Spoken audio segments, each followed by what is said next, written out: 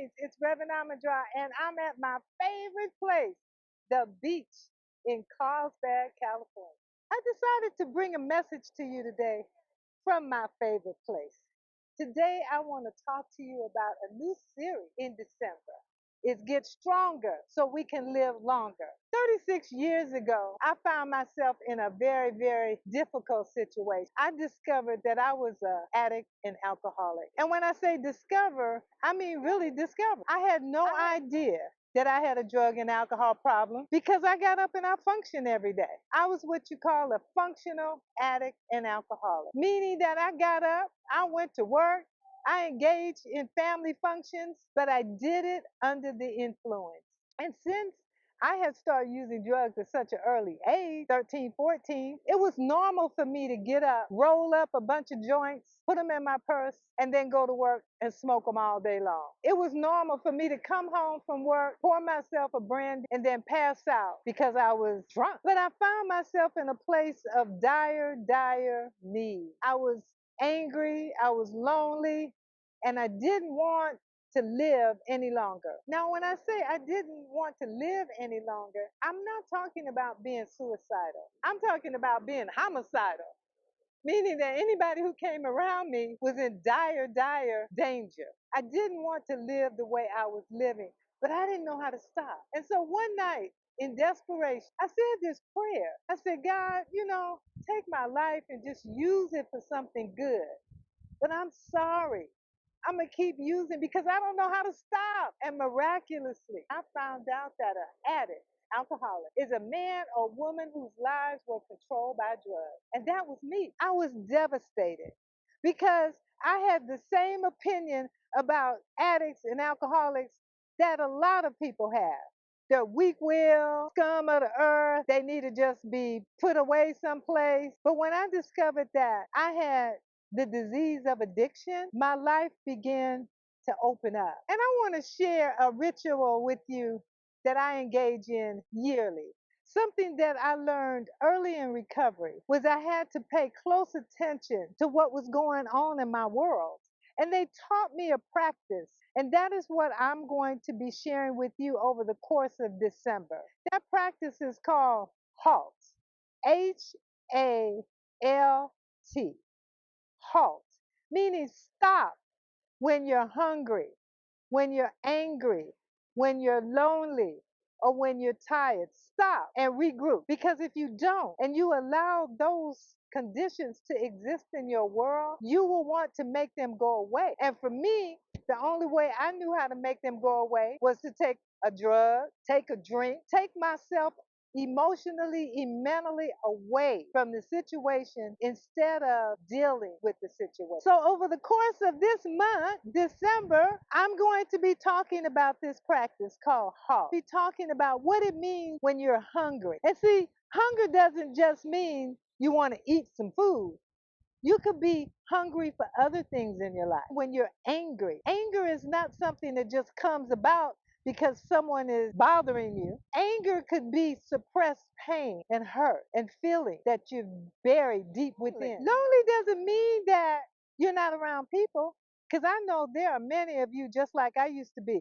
You could be in a crowd of people and feel totally and completely alone. So lonely means feeling alone in your spirit, in your soul. We want to talk about that. And then we want to talk about something called being tired. As a Black woman, we do so much all the time and we're tired. But guess what? We're not just physically tired. We can be emotionally tired.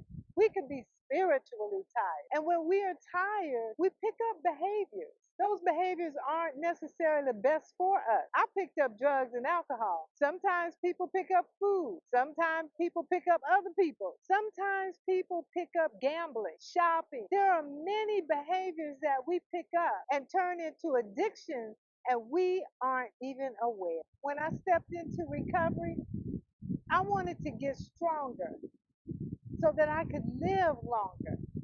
I was weak. I was weak physically, I was weak emotionally, and I was weak spiritually. We often spend a lot of time and energy on other people or fighting against circumstances that drain us. Over the years, I have learned that I don't have to fight against anything. I've learned that when I take care of myself, when I am not hungry, when I am not angry, when I am not feeling lonely, and when I'm not tired, I am filled with vibrance and energy. And I'm able to not only give to myself, but give to all of those in the world. When we pull a halt to certain behavior or certain feelings, we actually empower ourselves in order to live a life that's full and vibrant, where we thrive and we're motivated. We have to be strong, body, mind, and spirit. And when you're strong in those areas, you live longer. And so this practice called HALT, HALT, do not allow yourself to get hungry, angry, lonely, or tired. Or I should correct that and say, do not allow yourself to get too hungry, too angry, too lonely, or too tired. Because those feelings are going to come up in life, but it's how far you allow them to go. That is the key. Stop them, halt them before they push you in to doing something that's going to harm. Because when you do something that's going to harm you, guess what? You weaken your body, you weaken your mind, and you weaken yourself spiritually. Black women are dying from stroke, heart attack, high blood pressure is rendering us weak, diabetes, complications from obesity. When we learn how to strengthen our mind, body, and spirit, we can halt those illnesses that create a short lifespan. So I want you to get ready for the series of videos that are going to be coming for the month of December. They're all around us getting stronger to live longer. And I would encourage you to make comments and share, because when you share, believe it or not, other people are looking and they are trying to find how they can improve their lives, how they can have a life filled with joy and happiness. They may discover that they have an addiction to a particular behavior, or they may just discover that they need to call a halt to many things that are happening in their lives. So as you step into 2024, I want you to think about a longer health span instead of a lifespan. This is Reverend Ahmondra, and once again, pick up my new book, The Uncrowned Queen Reclaims Her Throne When a Black Woman Breaks the Silence.